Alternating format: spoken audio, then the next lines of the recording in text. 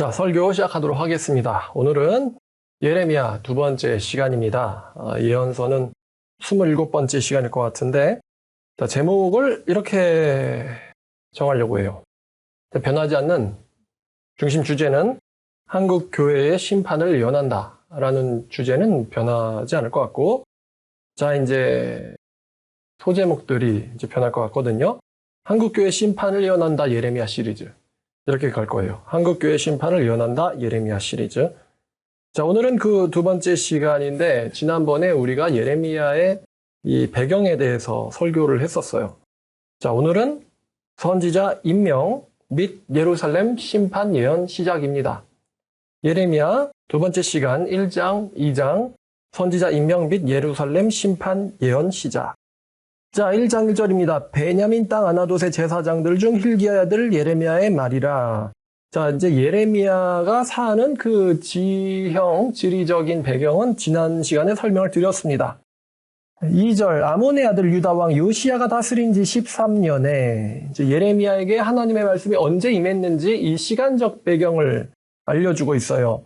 요시야 13년에 여호와의 말씀이 예레미야에게 임하였고, 자, 요시야는 기원전 640년에 왕이 됐고 여기서 13을 빼면 기원전 627년에 여호와의 말씀이 임했다는 거예요.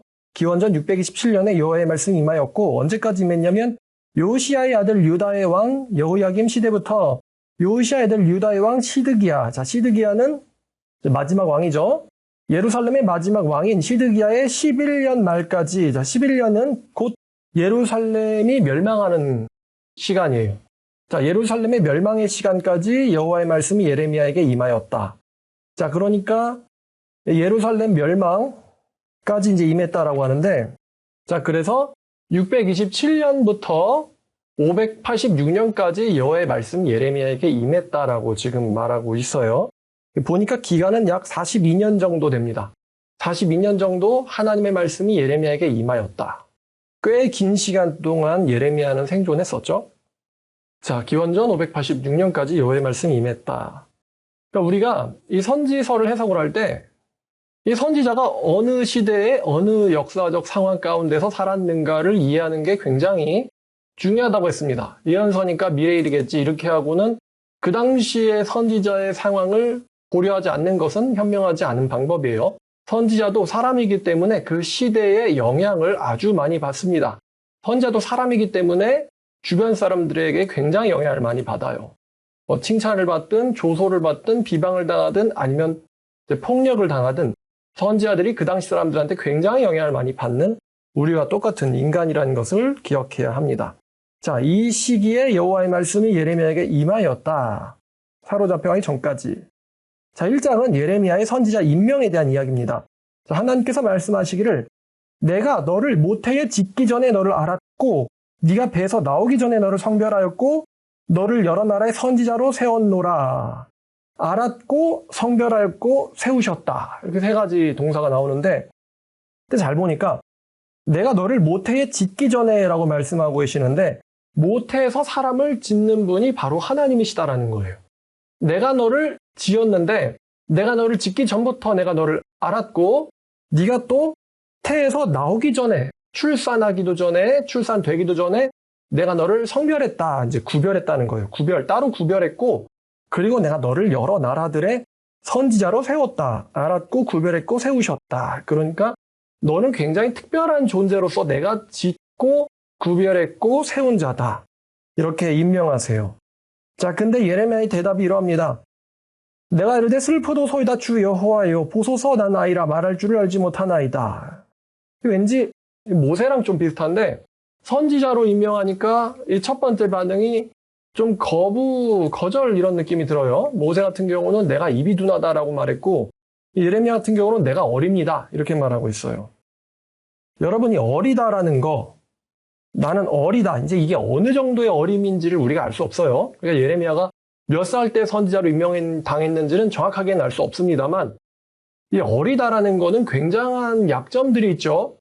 예를 들어서 자신감이 떨어집니다. 나는 남들보다요 자신감이 떨어지고요. 나는 남들보다요 신체적으로 미성숙하고요. 체구가 작고요. 나는 남들보다요 경험이 적고요. 저는 어른스럽지 못하고요. 한 남자로서 제대로 된 역할이나 기능을 수행할 수 있는 능력이 없고요. 저는 여러 가지 면에서 다른 남자들보다 많이 떨어져 있는 사람이에요. 저를 여러 나라의 선지자로 세우시기에는 저는 너무나도 부족합니다. 하나님의 일을 제대로 감당할 수 없을 거예요. 이렇게 예레미야가 핑계라고 해야 될까요? 이렇게 말을 하는데, 자, 하나님께서 말씀하세요. 너는 네가 아이라고 말하지 마라. 내가 너를 누구에게 보내든 너는 가야 하며 가며 내가 누구에게 명령하든 너는 말할지니라. 하나님 양보 없으시죠? 누구에게 보내든 너는 가야 한다. 자, 그러면서 너는 그들 때문에 이제 이 어른들이죠. 다른 어른들 때문에 두려워하지 말라. 내가 너와 함께하며 너를 구원할 것이라. 나 여호와의 말이니라. 자, 그들을 두려워하지 다른 어른들을 무서워하지 말라고 하십니다. 왜냐하면 함께할 것이며 너를 구원하리라. 자, 그 다음 구절. 여호와께서 그의 손을 내밀어 내 입에 대시며 여호와께서 내게 이르시되 보라 내가 내 말을 네 입에 두었노라. 이게 굉장한 이야기입니다. 하나님께서는 얼마든지 스스로 말씀을 전할 수 있는 능력이 있으심에도 예레미야 입에 손을 대었다라는 거, 이게 두 가지의 의미가 있어요. 뭐냐면은 네가 말하는 것을 내가 허락하노라 이런 뜻이에요. 네가 말하는 것을 내가 허락하노라. 또 나의 능력을, 우리가 지난번에 이제 이사야 배울 때 하나님의 팔 이런 의미를 배웠죠. 능력이라는 뜻이거든요. 내가 내 능력을 네 입에 두었다 이거예요. 하나님의 능력을 네 입에 두었다.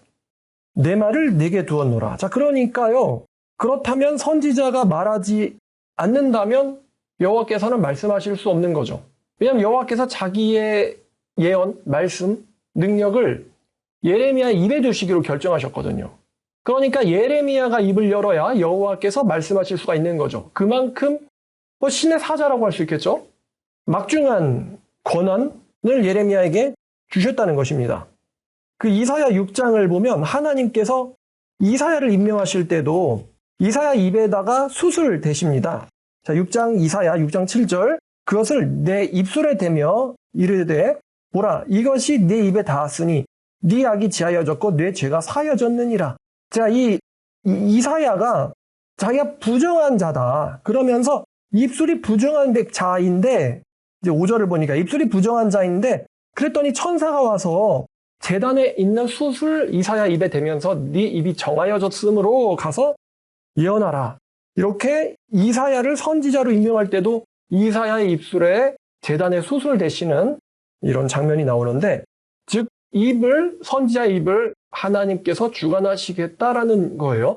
너의 입 놀림이라고 해야 될까요? 너의 선언을 내가 허락하노라 이런 뜻입니다. 너의 선언을 내가 허하노라 이런 의미예요. 자, 내 말을 네 입에 두겠으니 너는 무엇이든 말해라.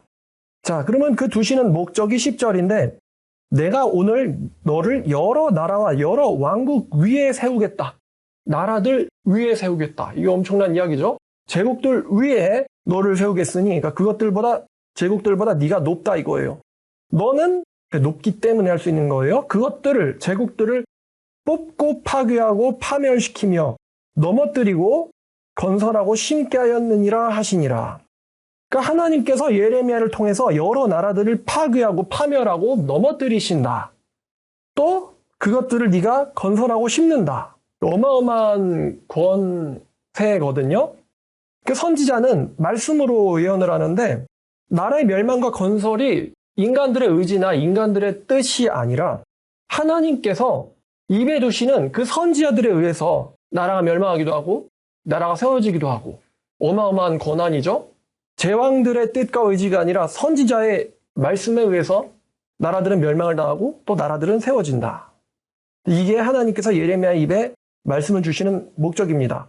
자, 그러면서 예레미야에게 두 가지 표적을 보여주십니다.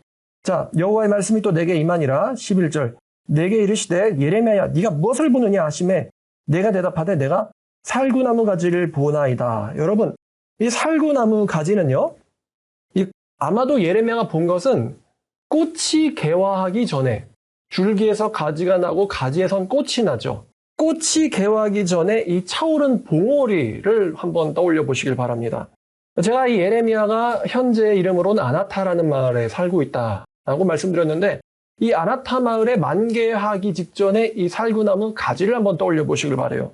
우리나라로 치면은 봄에 피는 꽃이 바로 이 벚꽃이 있습니다. 그럼 벚꽃이 피기 전에 이 만개하기 직전에 이 가지들을 보면은 이제 사람들이 이걸 보면서 무엇을 느끼냐면 곧 있으면 봄이 오겠군 이런 걸 느끼거든요.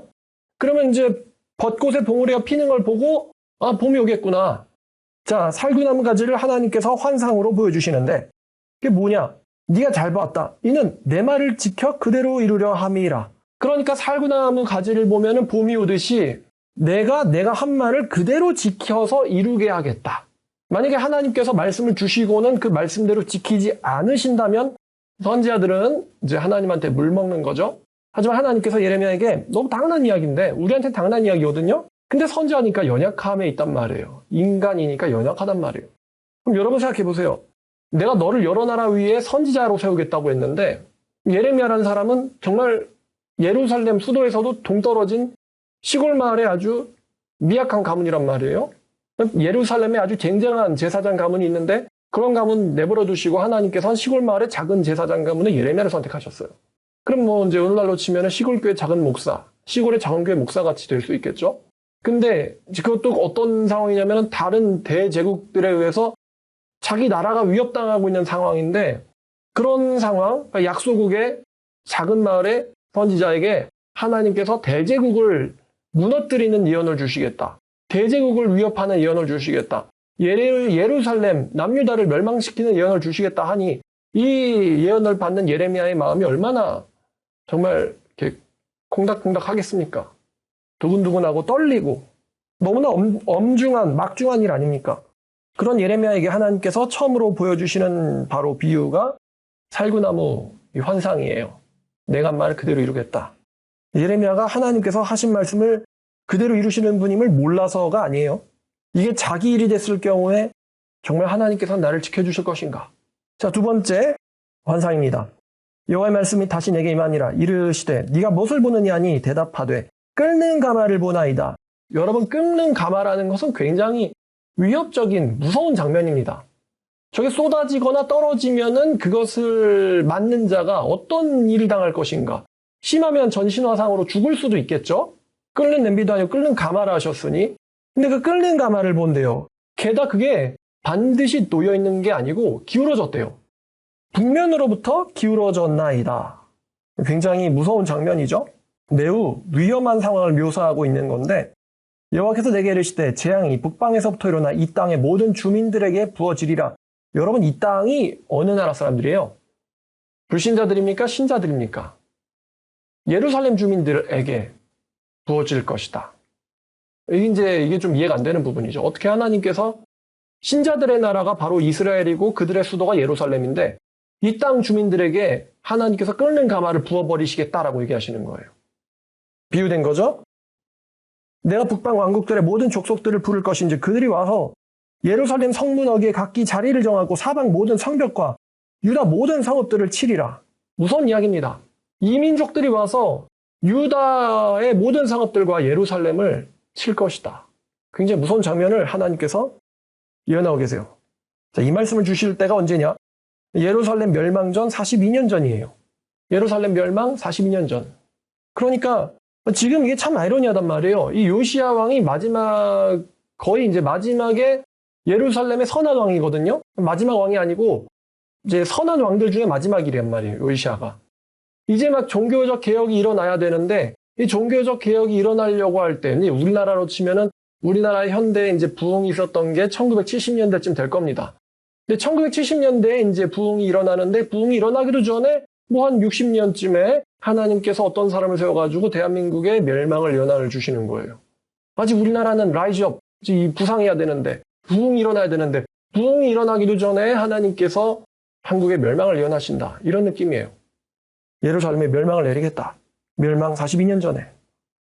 자, 그러면서 이 심판을 선고하셨어요. 심판을 선고하셨는데 자, 심판 선고의 원인이 16절입니다. 여기서 무리는 당연하겠지만 앞에 있는 예루살렘 사람들이죠.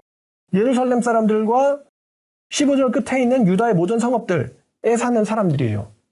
이스라엘 백성들이 하나님을 버리고 나를 버리고 다른 신들에게 분향했고 자기 손으로 만든 것들에 절하였은즉 내가 나의 심판을 그들에게 선고하여 그들의 모든 죄악을 징계하리라.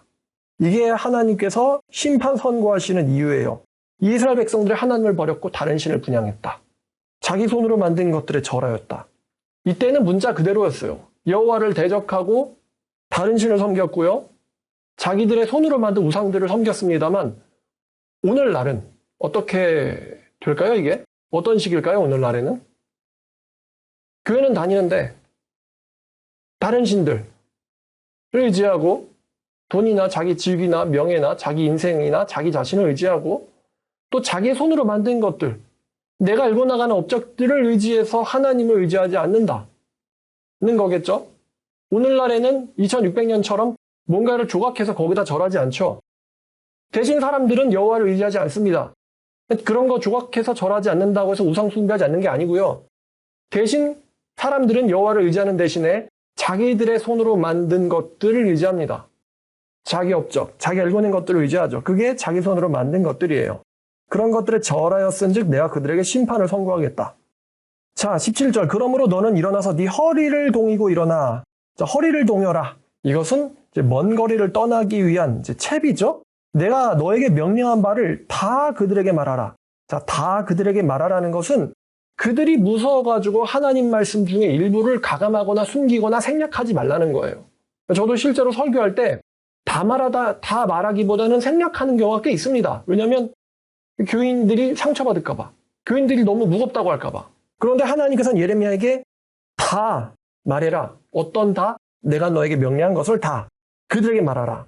그러시면서 그들 때문에 두려워하지 마라. 두려워하지 마라. 이게 지금 두려워하지 말라는 말이 굉장히 많이 나온단 말이에요. 우리는 하나님을 만나면 내게 두려워할 일이 없겠지. 뭐 하나님을 본다면 나는 무서울 게 없겠지라고 생각하겠지만 막상 선지자들은 그렇지 않아요. 하나님을 만나고 하나님을 보았고 하나님과 대면하면서도 이들은 두려움을 느낍니다. 모세 같은 경우도 그렇고 아브라함 같은 경우도 하나님께서 아브라함에게 두려워하지 말라고 하셨죠. 또 하나님께서 기드온에게도 두려워하지 말라고 하셨어요. 두려워하지 마라. 또 하나님께서 여호수아에게도 두려워하지 말라고 하셨어요. 아니 하나님이 함께 하시는데 왜 두려워하는가? 인간이라서예요. 인간이라서. 때로는 하나님을 두려워하기도 하고 그런 경험을 한 적이 없을 테니까요. 하나님 만나는 그런 경험을.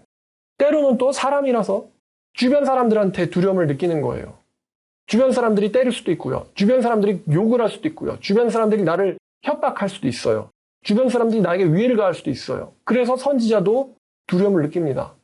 하나님께서는 그런 선지자들의 연약함을 책망하시는 것이 아니라 응원하십니다. 용기를 불어넣어주세요.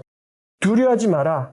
이게 굉장히 중요합니다. 하나님에게는 선지자들에게 이 선지자들이 두려워하지 않는 게 하나님에게 굉장히 중요해요. 왜냐하면 두려워하면 예언할 수 없거든요. 두려워하면 예언할 수 없어요. 오늘날 우리도 마찬가지죠. 두려워하면 전도할 수 없고요. 두려워하면 전할 수가 없습니다. 두려워하지 마라. 내가 너를 그들 앞에서 두려움을 당하지 않게 하리라. 보라, 내가 너를 오늘 온 땅과 유다 왕들과 지도자들과 제사장들과 그 땅 백성들 앞에서 견고한 성읍, 쇠기둥, 놋 성벽이 되게 하였은즉. 견고한 성읍, 쇠기둥, 놋 성벽, 결코 무너뜨릴 수 없는 요새와 같은 성이 되게 하였은즉 그들이 너를 칠 것이나 너를 이기지 못하리니. 어떤 말씀에 우리가 이제 무게를 줘야 될까요? 그들이 너를 칠 수 있다. 아, 주변 이웃들이 하나님 말씀 때문에 나를 칠 수 있다. 이 부분에 우리가 이제 중점을 둬야 될까요? 아니면은 그러나 그들이 나를 이기지 못할 것이다. 이 부분에 중점을 둬야 될까요? 믿음이 좋으면 그들이 너를 이기지 못하리니에 중점을 두겠지만 인간이 연약할 때는 그들이 나를 칠 수 있다고, 맞을 수 있다고, 곤란에 처할 수 있다고, 여기에 이제 두려움이 갈 수 있겠죠. 여기에 중점이 갈 수 있겠죠. 그들은 너를 치나 하나님께서 선지자에게 어려움을, 환난을 허락해 주세요. 환난을 당할 것이나 너를 이기지는 못할 것이다. 이 환난이 우리가 뚫고 나가야 될, 극복해야 될 장벽입니다. 환난을 당할 것이나 그들이 너를 이기지는 못할 것이니 왜냐하면은 내가 너와 함께 할 것이며 내가 너를 구원할 것이기 때문이다. 여호와의 말씀이니라. 이제 우리가 예레미야를 쭉 읽어보면 다른 선지자들 중에서도 특히 이 예레미야는 다른 사람들의 위협에, 비방에, 다른 사람들의 반응에 꽤 그래도 휘둘리는 모습을 보입니다. 어떤 점에서 인간적이라고 할 수 있어요. 다른 사람들의 위협과 경고에 꽤 휘둘리는 모습을 보여주는 사람이 바로 예레미야입니다. 예레미야. 어쩌면 우리가 예레미야 진짜 못난 사람인걸? 어떻게 하나님이 함께 하시는데도 다른 사람들의 위협에 이렇게 흔들리는 모습을 보일 수가 있지? 근데 또 우리가 또 예레미야가 된다면은 이 당시에 예레미야를 지지하는 사람이 거의 없었어요. 예레미야는 하나님의 말씀대로 거의 전 나라들을 상대로 대적하는 예언을 합니다. 이스라엘을 상대로도 대적하는 예언을 하고요. 이스라엘 주변 나라들을 상대로도 대적하는 예언을 하거든요. 그러니까 당연히 백성들의 반응은 굉장히 부정적이죠. 심지어 공격적으로 나오는 사람도 있어요. 거기에 이제 예레미야가 꽤 연약한 모습을 보이는 이런 인간적인 모습을 보여주는 선지자예요, 예레미야가. 자, 그런데 하나님께서는 네가 공격을 당하겠지만 네가 지지는 않을 것이다. 왜냐하면 내가 너와 함께 할 것이기 때문에. 여러분, 예루살렘은 유대교죠. 그 국교가 유대교인데 이 유대교의 백성들이 하나님의 선지자를 친다는 거예요, 하나님 얘기는. 그러면 그 당시 백성들의 패역이 얼마나 심각한지, 얼마나 패역이 심각하면 하나님의 선지자를 친다는 거냐. 그리고 또 그들 스스로가 자기들이 얼마나 패역한지를 인지할 수조차도 없다. 그러니까 하나님의 선지자를 치는 거거든요. 얼마나 패역하며 또 그 패역함이 얼마나 심각한지를 자기들이 인지조차도 못한다. 그러니까 사실은 이제 멸망을 당하는 거겠죠. 자, 이게 1장이 예레미야의 선지자 임명에 대한 이야기고, 자, 2장이 이제 하나님의 이제 말씀이 이제 본격적으로 시작되는 거예요. 여호와의 말씀은 내게 임하니라. 이르시되 너는 예루살렘의 귀에 외칠지니라. 참 특이한 표현이죠. 여러분, 귀에다 대고 외쳐라. 원래는 귀에다 대고는 속삭여야 되거든요. 귀에는 소리를 모으는 기관이기 때문에 속삭여도 잘 듣습니다. 귀에다 대고 말하면요. 근데 귀에다 대고 말해라도 아니고 귀에다 대고 외쳐라 해요. 거의 이건 귀머거리한테 이렇게 소통하겠죠. 귀에다 대고 외쳐라. 왜냐면은 이게 영적으로 너무 심각하게 우둔한 상황인 거예요. 귀에다 대고 외쳐도 못 깨닫는다. 외쳐도 못 깨닫는다. 목이 찢어져라고 귀에다 대고 외쳐도 그들은 깨닫지 못할 것이기 때문에 하나님께서 귀에다 대고 외치라고 하셨어요. 예루살렘에 귀에다 대고 외쳐라. 하나님께서 이렇게 말씀하시는데 내가 너를 위해 네 청년 때의 인애와 신혼 때의 사랑을 기억하노니. 여기서 이제 네 청년하니까 이제 남자같이 느껴지는데요. 다시 정확하게 얘기하면 이렇게 해야 돼요. 나는 네가 소녀 때의 인애는 이제 사랑을 의미해요. 네 소녀 때의 인애와 내 신혼 때의 사랑을 기억한다. 그러니까 여러분 10대 소녀가 또 10대 소녀가 약혼했을 때 그 10대 소녀가 자기가 처음으로 사랑한 남자, 또 자기가 약혼한 첫 남자에게 이 바치는 헌신적인 사랑을 하나님께서 기억하신대요. 이렇게 비유하신 거예요. 전 모르죠. 이스라엘을 갖다가 이렇게 묘사하셨어요. 어떤 한 소녀로, 10대 소녀로. 너의 어렸을 적에 헌신적인 그 사랑을 나는 기억한다. 꽃이 뿌리지 못하는 땅, 광야에서 40년 동안 나를 졸졸졸 따랐음을, 이제 구름기둥, 불기둥 따라다니긴 했는데, 나를 졸졸졸 따라다녔음을 나는 기억한다. 자, 아마 1세대가 아니라 이제 2세대를 말씀하시는 거겠죠? 1세대는 하도 원망을 많이 해가지고. 그러니까 이제 40년 동안 하나님의 선지자 모세를 졸졸졸 따라다니는 모습을 보면서 하나님께서 그 2세대에게 얼마나 정말 귀엽다고 해야 될까요? 귀염을 끼셨을지, 얼마나 사랑스러우셨을지 그것을 하나님께서 한번 상기하시는 거예요. 그때 이스라엘은 여호와를 향한 성물, 곧 그의 소산의 첫 열매이니, 여러분 출애굽기 23장이나 13장을 보시면은요, 처음 난 것은 짐승이든 사람이든 곡물이든 다 여호와의 거예요. 여호와의 것이고 여호와의 것을 건드리는 자는 벌을 면치 못합니다. 하나님에게 바쳐진 거기 때문에 그것을 건드리면은 벌을 면치 못해요. 첫 것은 여호와의 거예요. 자, 그래서 이스라엘을 어떤 한 소녀로 묘사했지만 이스라엘은 그때 나에게 성물이자 첫 열매와 같은 사람인 존재였어. 그래서 그녀를 건드리는 자는 모두 다 벌을 받아 재앙이 그들에게 닥치리라. 왜냐하면 그 여자는 내 것이기 때문에 그녀를 건드린 자는 모두 벌을 면치 못할 거야. 그런데 이건 이제 아름다웠던 과거 이야기예요. 자, 4절. 야곱의 집과 이스라엘의 집의 모든 족속들아. 선민이라는 사람들이죠. 믿는다는 사람들한테, 야, 믿는다는 사람들아, 니네가 믿는다고 하는 그 하나님의 말씀을 들으라. 자, 5절. 나 여호와가 이와 같이 말하노라.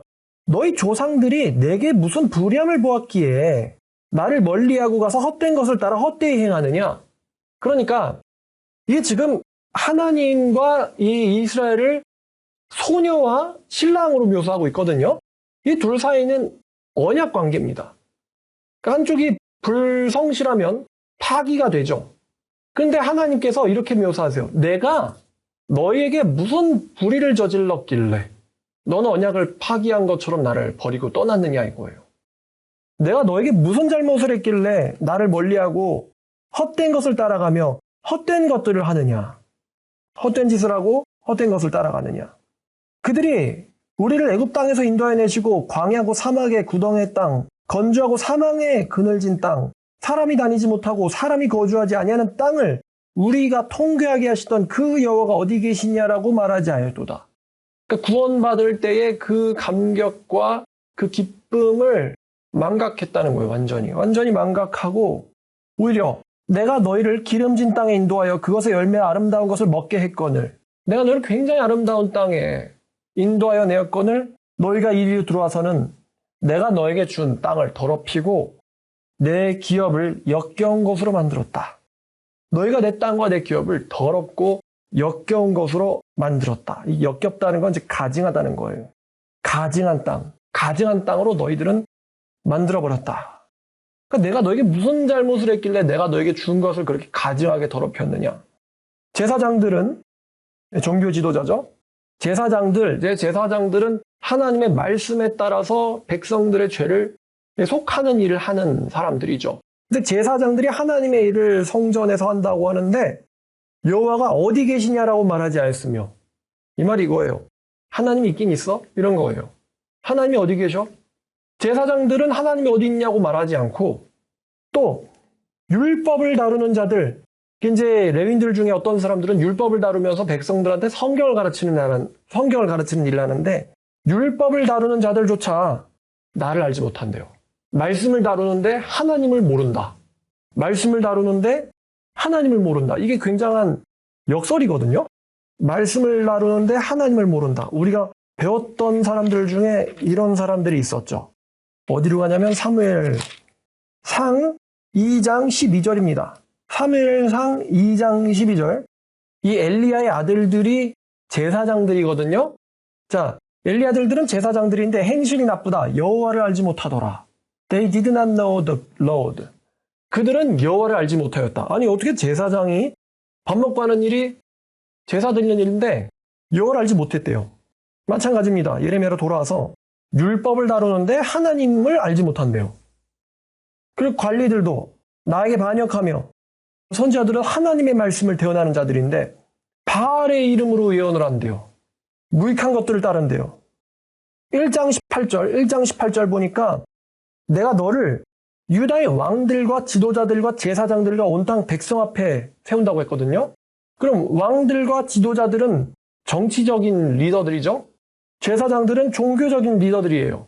그럼 하나님의 나라의 정치적인 지도자들, 하나님의 나라의 종교 지도자들은 당연하겠지만 하나님을 잘 알아야 되고 하나님의 뜻대로 백성들을 리드해야 되거든요. 이끌어야 되는데 얘네들을 대적해서 세우시겠다라는 것은 하나님의 나라의 왕들이라고 하는 사람들과 관리들, 관원들, 장관, 차관, 시장, 군수, 리더들, 그리고 심지어 말씀을 다루고 성례를 집행하는 제사장들조차도 하나님의 뜻과는 대적해서 살고 있다.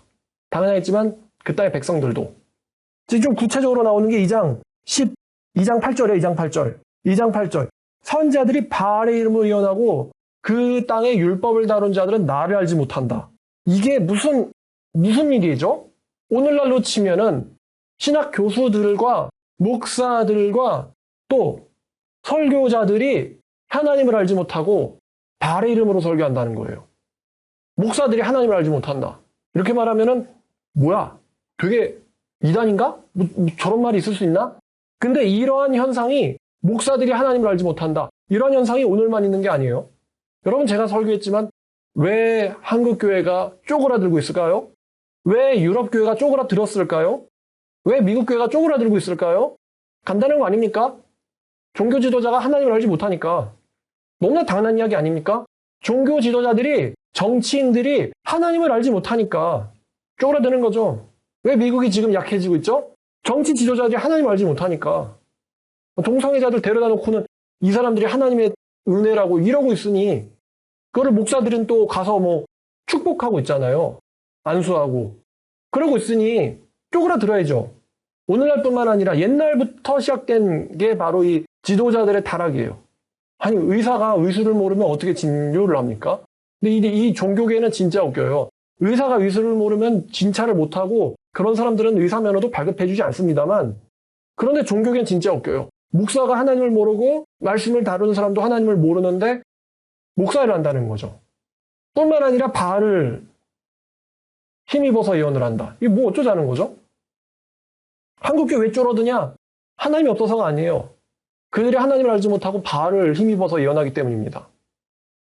결과적으로 그들이 그렇게 함으로써 무익한 것들을 따른다. 여기서 무익한 것들은 우상들을 가리키죠. 바알을 힘입어 예언하고 바알을 힘입어 설교하니까 결국 백성들은 무익한 것들 따라다니는 거예요.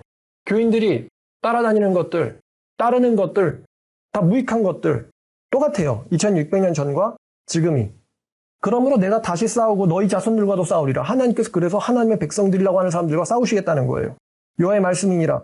너희는 기띔 섬들에도 건너가 보며 게달에도 사람을 보내서 이 같은 일이 있었는지를 자세히 살펴봐라. 여기서 기띔과 게달은요, 이제 이민족들이에요. 이민족들한테 가서 이런 일이 있었는지를 자세히 살펴봐라. 뭐냐면은 11절 어떤 나라가 그들의 신은 가짜 신이죠. 지들의 지방 민족 신을 신이 아닌 것과 바꾼 적이 있느냐. 그러나 내 백성은 그의 영광을 무익한 것과 바꾸었도다. 어떤 이방 민족들이 자기들의 이방 신을 갖다가 신이 아닌 것들로 바꾼 적이 있느냐. 그 웃기는 게 이단 사이비들은요 타락하지 않아요. 오늘날로 치면요. 이단 사이비는 타락하지 않습니다. 이교도는 타락하지 않아요. 근데 웃긴 게 진짜 신을 믿는다는 정통은 타락을 합니다. 이게 과거부터 그랬어요. 하나님 그래서 물어보시는 거예요. 이방 민족이 가짜 신을 섬기는데 걔네들이 가짜 신 버리고 다른 신 따른 적이 있느냐. 우상 숭배자들이 자기 우상을 바꾼 적이 있냐는 거예요. 일본 애들은 지금도 스사오노 츠쿠요미 아마테라스라는 신을 섬깁니다. 지금도요. 오늘날 우리나라도 뭐 조상신 섬기고 단군신 섬기죠. 기독교 안 믿으면. 자기들이 이방신 버리고 타락한 적 있냐 이거예요. 근데 이상하게 진짜 신을 섬기는 사람들은 타락을 한다는 거예요. 이게 굉장히 신기하다는 거예요. 신기한 점이에요. 신기한 점. 놔두면은 점점점 거룩해질 수도 있어야 되는데 이상하게 항상 타락만 한다는 거예요. 여러분 이슬람 애들이 타락하나요? 기독교는 타락을 해요. 기독교는. 이슬람 애들이 알라 외에 다른 뭔가의 말씀을 전합니까?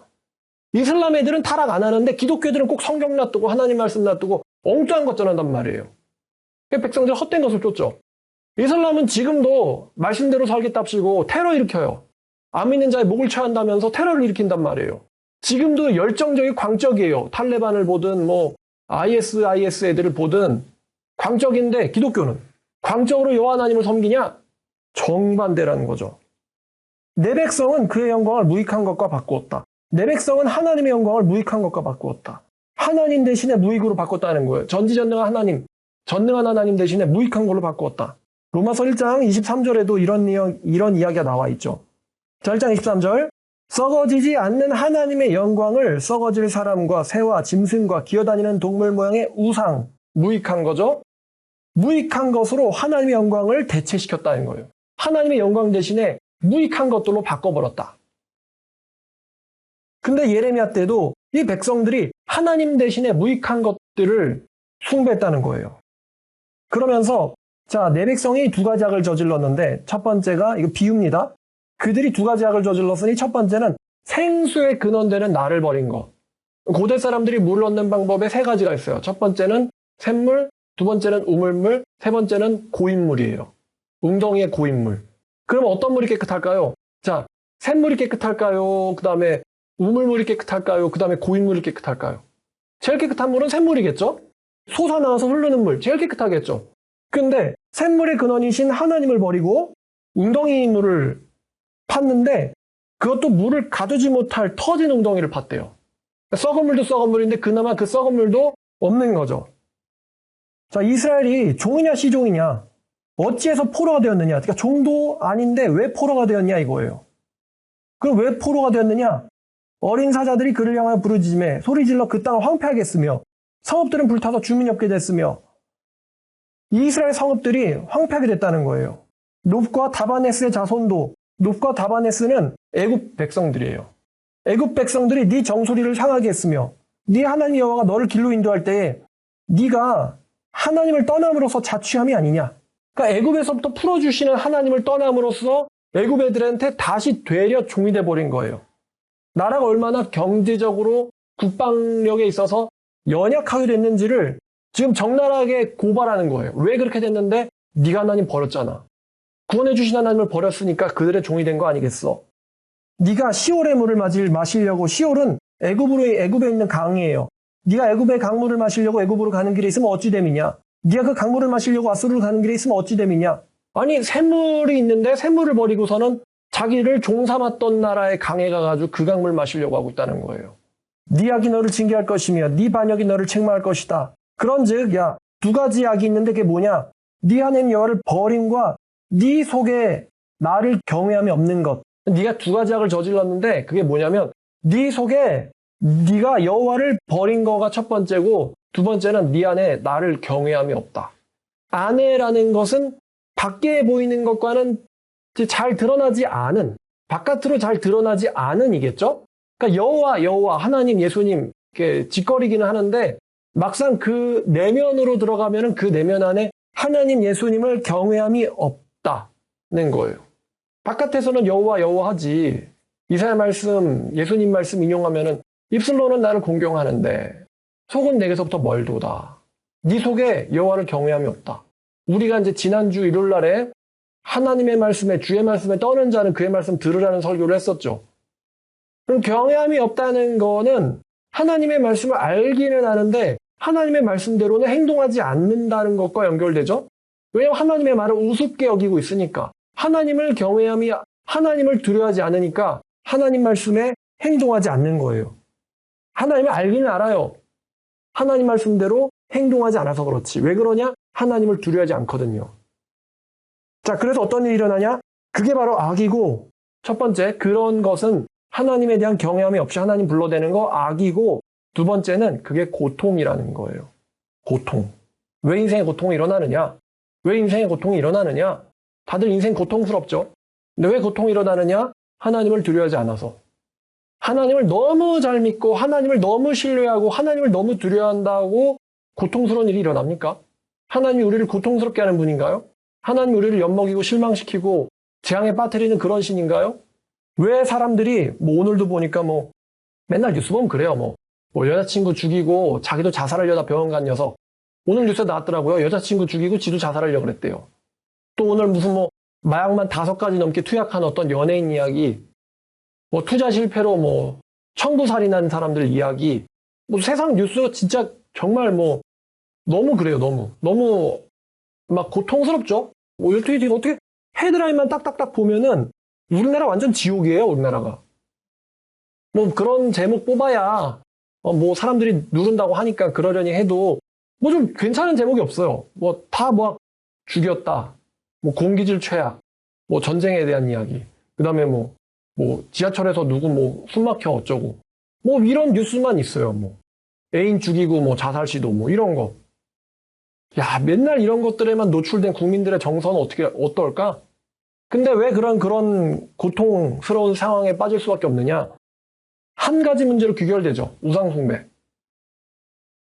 나를 경외하지 않으니까. 하나님을 경외하는 것과 우상숭배는 같이 할 수 없어요. 하나님을 경외하지 않으니까 우상숭배하는 거죠. 그게 악이자 고통이다. 자, 20절. 네가 이쪽부터 네 멍에를 꺾고 네 결박을 끊으며 말하기를 나는 순종하지 아니하리라며 모든 높은 산 위에서 모든 푸른 나무 아래에서 너는 몸을 굽혀 행음하는도다. 창녀처럼 굴고 있다 이거예요. 하나님이라는 남편 내두고 창녀처럼 굴고 있다. 21절. 내가 너를 순전한 참 종자 곧 귀한 포도나무로 심었거늘 내게 대하여 이방 포도나무의 악한 가지가 되면 어찌 됨이냐. 주 여호와의 말씀이니라. 네가 잿물로, 이 잿물은 고대에서 이제 뭔가 씻겨낼 때 쓰는 물인데 제물로 스스로를 씻으며 아무리 많은 비누를 쓸지라도 네 죄악이 내 앞에 그대로 있으리니. 그러니까 네가 회개한다고 해도요, 네 죄는 전혀 회개되지 않는다. 이게 왜 무슨 말이냐면 근본적인 죄에 대해서 근본적인 회개를 해야 되거든요. 근데 근본적인 죄는 내버려 두고 근본적인 죄, 여호와를 버리고 여호와를 경외함이 없는 거, 바알을 힘입어 의지하고 하나님을 알지 못하는 거, 근본적인 죄는 내버려 두고 다른 거 있잖아요. 다른 것들만 그냥 눈에 보이는 어떤 피상적이고 굉장히 얕은 형식적인 회개, 주여 우리를 불쌍하게 주옵소서, 형식적인 회개 처하고 있다는 거예요. 그러니까 하나님의 앞에서 그 죄가 용서되냐? 근본적인 죄를 회개하지 않으니까 용서되지 않죠. 아무리 네가 많은 잿물과 비누를 써도 네 죄가 내 앞에 그대로 있다는 거예요. 네가 말하기를 나는 더럽혀지지 않았다라고 할 수 있겠느냐? 높은 산에 올라가서 창녀처럼 살면서 나는 더럽혀지지 않았어, 나는 발의 뒤를 따르지 않았어 라고 할 수 있냐 이거예요. 골짜기 속에 남겨진 네 발자취를 봐라. 네 행한 바를 알 것이니라. 발이 빠른 암낙타가 그 길을 어지러 달리는 것과 같았도다. 그 발자국들이. 네가 저지른 과거를 봐. 네가 저지른 행동들을 봐봐. 이거는 발전기의 24절. 너는 광야에 익숙한 들 암나귀들이 그들의 성욕이 일어남으로 헐떡거린 것 같았도다. 그 발전기에 누가 그것을 막으리요? 그것을 찾는 것들이 수고하지 아니하고 그 발전기에 만나리라. 네가 산 과거가 발정난 짐승 같았잖아. 네가 저지른 일들을 봐봐. 내가 또 말하기를 너는 발을 제하여 벗은 발이 되지 말게 하며 목을 가라게 하지 말라고 하였은즉 벗은 발을 하지 말고 갈증 가라게 하지 마라 하였는데 너는 말하기를 아니라 그렇게 하나님의 말씀을 따라가는 것은 헛된 일이라. 하나님의 말씀에 대해서 영어로 보니까 hopeless, 희망이 없다. 하나님의 말씀을 따라가 봐야 희망이 없다. 우리나라 말로 번역되기를 헛된 거다. 하나님 말씀 따라 사는 거 헛된 거다. 희망이 없다. 그러면서 말하기를 나는 이방신을 사랑하였은즉 이방신을 따라가리라. 이게 그렇게 말하고 있다는 거예요. 오늘날 기독교인들 어때요? 하나님 말씀대로 사는 거 헛된 일이다. 거기엔 희망이 없다. 내가 돈을 사랑한즉 난 돈을 따라가리라. 맨날 교회 와서 교회는 오는데 그들의 본질은 그렇지 않아요? 자, 26절. 도둑이 붙잡히면 수치를 당함같이 이스라엘 집의 왕들과 지도자들과 제사장들과 선지자들이 수치를 당하느니라. 이게 이제 당할 일을 과거 시제로 이어내 버리는 거예요. 당할 일을. 니네들 전부 다 수치당할 거야. 치욕적인 수치. 도둑이 붙잡힌 것처럼. 왜 그렇게 수치를 당하게 될 것이냐? 27절. 너네들은 나무를 향해서 너는 나의 아버지라고, 돌을 향해서는 너는 나를 낳았다고 그 등을 하나님께로 돌리고 얼굴은 하나님께로 향하지 아니하였다가 갑자기 환난당하면 일어나 이르기를 돌과 나무한테 우리를 구원하소서 하리라. 그러니까 똑같지. 여자 의지하다가 남자 의지하다가 돈 의지하다가 갑자기 어려워지면은 그들한테 우리를 구원하소서 하다가 안 되면 자살하지 뭐. 한국 교인들 아니에요 이거. 너를 위하여 네가 만든 신들이 어디 있느냐? 지금 계속 이스라엘 백성들한테 하시는 말씀이에요. 네 신들이 어디 있느냐? 이게 무슨 말이냐면 신이 없다는 게 아니고 그 잡신들이 너를 구원할 수 있는 능력이 있냐 이거예요. 네가 환난 때 너를 구원할 네 잡신들이 어디 있느냐? 그들이 환난을 당할 때 구원할 수 있다면은 일어날 것이니라. 유다의 너의 신들이 니네들의 성읍수와 같도다. 유다의 성읍이 얼마나 많아요? 그만큼 너네들의 신들이 많다는 거예요. 돈신, 여자신, 남자신, 자기신, 자기 자동차신, 자기 재물신, 별별별 자기 외모신, 자기 무슨 별신, 자기 가방신, 별신들이 다 있겠지. 자기 자식신, 자기 남편신, 니네 신들이 너의 성읍수와 같도다. 이렇게 우상들을 많이 숭배하고 있다는 것입니다. 너희가 나에게 대항하면 어찌 됨이냐? 이제 그렇게 하나님한테 이제 패역하고 개긴다는 거예요. 너희들이 다 내게 잘못하였느니라. 여호와의 말씀이니라. 내가 너희 자녀들을 때린 것이 무익함은 내버려두면 얘네들은 죽게 돼 있거든요. 아까 수치를 당함 같이라고 말씀하셨는데 죽게 된다는 이야기예요. 다 죽어. 다 죽으니까 죽기 전에 때리는 거예요. 하나님이 정신 차리라고. 정신 차리라고 징계하셨는데 내가 너희 자녀들을 때린 것이 무익함은 그러니까 이민족들을 통해서 침략을 당하고 빼앗기고 잡혀가고 죽임을 당하기도 하고 남편이 죽임을 당했어요. 아들이 죽임을 당했어요. 또 짐승을 빼앗겼어요. 이런 침략을 당했음에도 불구하고 주변 민족들한테 그래도 정신 못 차려. 자기 가족이 죽어도 정신 못 차려. 자기 재산을 빼앗겨도 정신 못 차려요. 정신 못 차리면 너희들이 사나운 사자같이 너네들의 선지자들을 삼켰느니라. 선지자들은 이스라엘 백성들이 왜 재앙당할지를 알고 있고 그것을 예언을 합니다만 그래서 손해당하지 말라고 예언하는 선지자들한테 그들에게 보냄받은 그들의 선지자들한테 그들이 저지른 게 죽인 거예요. 사울왕도 그랬어요. 사울왕도 그랬고 아합왕도 이세벨도 그랬고요. 므낫세 왕도 그랬고요. 예레미야 때도 그런 일이 일어났어요. 예레미야 때도. 하나님의 이름으로서 예언한 선지자들을 찾아내가지고 죽이는 거. 예레미야한테도 그렇게 하려고 했었고요. 하나님의 선지자들을 찾아내서 죽인다. 이게 얘네들이 한 짓들이에요. 어마어마한 대적질을 한 거죠. 자, 또 그 다음 계속 읽어보겠습니다. 자, 너희 세대여 여호와의 말을 들어보라. 내가 이스라엘이 광야가 됐었느냐? 캄캄한 땅이 됐었느냐? 내가 너희들에게 얼마나 잘해줬는데 내가 광야냐? 캄캄한 땅이냐? 무슨 이유로 내 백성이 내게 말하기를 우린 노였으니 주께론 가지 아니하리라 하느냐? 내가 뭘 잘못했다고 나에게 오지 않겠다라고 하는 거니? 오늘도 마찬가지죠. 도대체 하나님이 뭘 잘못했길래 사람들이 우상 숭배를 하나요? 아니 여호와 예수님께서 너희들의 모든 소유를 버리지 않으면 내 제자 될 수 없다고 했어. 그래서 예수님이 걔네들 재산 다 털었어요? 아니 하나님이 목숨을 다하고 뜻을 다하고 마음을 다해서 나를 섬기라. 제일 큰 첫째 계명이라고. 그래서 하나님이 우리나라 사람들 누구 몇 명 잡아다 죽였어요? 하나님이 무슨 잘못을 했다고 하나님한테는 절대 안 오죠? 우린 절대로 주께론 가지 아니하겠다 하느냐. 자, 32절. 처녀가 어찌 그의 패물을 입겠느냐? 신부가 어찌 그의 예복을 입겠느냐?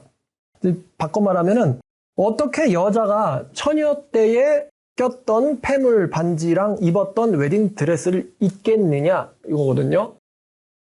전 안 입어봐서 몰라요. 전 안 입어서 모르는데 잊어요?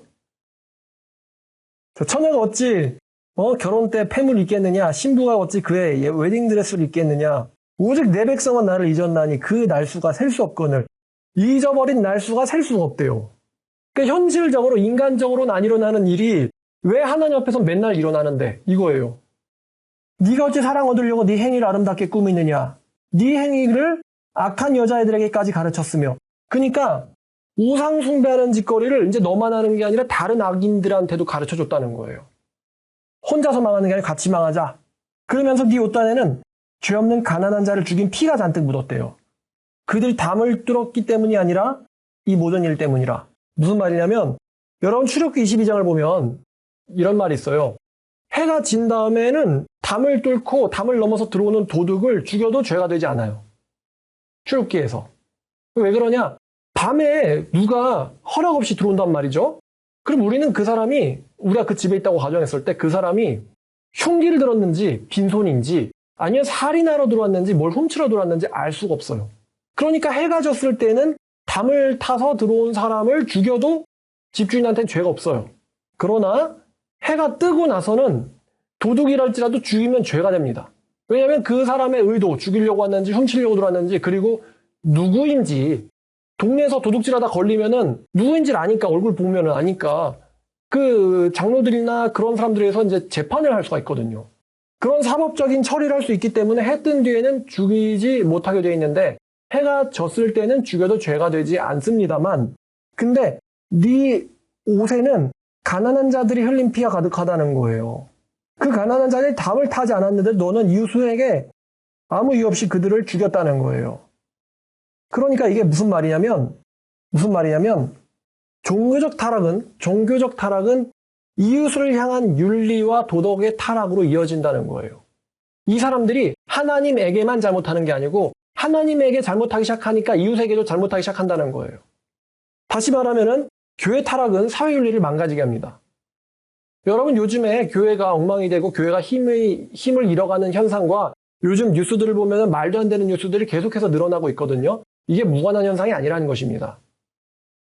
교회가 타락하고 교회가 약해지니까요. 사회가 똑같아지는 거예요. 하나님께서 교회를 가리켜서 사회의 빛이라고 하셨는데 또 그런 일에 교회 다니는 애들이 또 똑같아요. 똑같아. 자기들이 또 앞장서기도 하고 여호와께만 잘못하는 게 아니고 사람에게도 잘못을 한다. 그런데 너는 말하기를 나는 무죄하다. 35절. 나는 무죄하니 그의 진노가 참으로 내서 떠났다 하거니와. 그러니까 하나님이 있다고는 생각하는데 죄를 저질러 놓고도 뭐 하나님이 사랑이시잖아? 이러는 거예요. 하나님이 사랑이시잖아. 나는 무죄하다. 그의 진노가 내게서 떠났다. 그러면서 또 하는 말이 나는 범죄하지 않았다. 내 죄가 뭔데요? 이거예요. 이웃에게 악을 행하고도 내 죄가 뭐죠? 나는 악을 행하지 않았어요. 그렇게 했으므로 내가 너를 심판하리라. 이게 이제 구원파식 신앙이죠. 이웃에게 악을 저지르고 하나님에게 악을 저지르고도 나는 죄인이 아니며 하나님에게 심판당하지 않을 거야. 라고 말하니 내가 너를 심판하리라. 네가 어찌하여 네 길을 바꿔 부지런히 돌아다니느냐. 네가 아수르로 말미암아 수치를 당함 같이 애굽으로 말미암아 수치를 당할 것이다. 네가 두 손으로 네 머리를 싸고 거기서도 나가리니 이는 이제 이 사람들이 망할 것 같으니까 아수르를 의지했다가 애굽을 의지했다가 하여튼 하나님이 아닌 것들을 열심히 의지하는 거죠. 열심히 의지하면서 근데도 너는 머리 싸고 거기서 또 나갈 거야. 왜냐하면은 네가 의지하는 자들을 나 여호와가 버렸기 때문에 너도 결국 그들 때문에 형통하지 못한다. 수치를 당하게 될 거야. 그러니까 네가 어떤 환란이 일어날 때 하나님 대신할 것들을 의지한다 할지라도 그 사람들이 하나님에게 버림받은 사람들이기 때문에 그 사람들 때문에 너는 같이 수치를 당할 것이다. 이게 사실 이스라엘의 남유다의 미래예요. 아수르 의지했다가 애굽 의지했다가 결국엔 바벨론에 망하잖아요. 하나님 의지하라는 건데 하나님 의지 절대 안 하고 아수르 의지했다가 또 바벨론 의지했다가 결국 망한단 말이에요. 실제로 이래요. 사람들이 사람이나 돈을 의지할 수 있는 환경이 되면요. 갑자기 여호와를 버리고는 돈이나 사람을 의지합니다. 여자가 갑자기 의지할 만한 남자가 생겨도 그렇게 하고 남자가 갑자기 의지할 만한 돈이나 어떤 게 생겨도 그렇게 하거든요. 갑자기 하나님 버리고 교회 생활 뜸해요. 실제로 현실에도 신이 없어도 눈에 보이지 않는 신보다는 내 눈에 보이는 사람이나 돈이 훨씬 낫지. 이렇게 생각하는 것 같거든요. 그러면서 이제 양심은 찔리는지 교회를 안 나와요.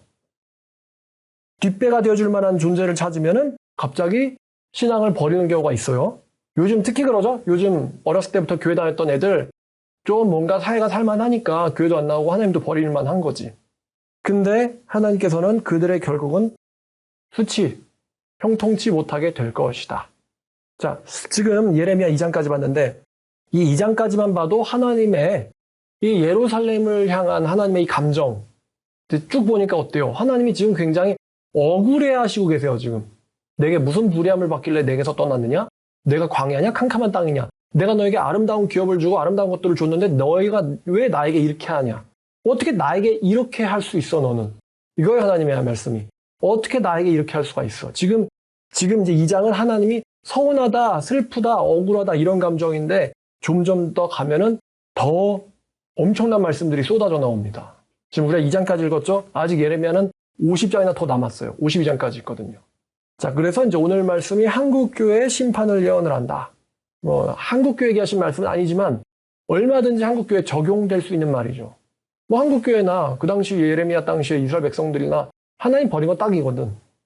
목사가 어떻게 말씀을 다루는데 하나님을 알지 못하죠? 반대로 하나님을 알지 못하는 사람이 말씀은 제대로 알까요? 같은 이야기거든요. 여기까지 하고 또 다음 시간 이어서 예레미야 3장 말씀드리도록 하겠습니다.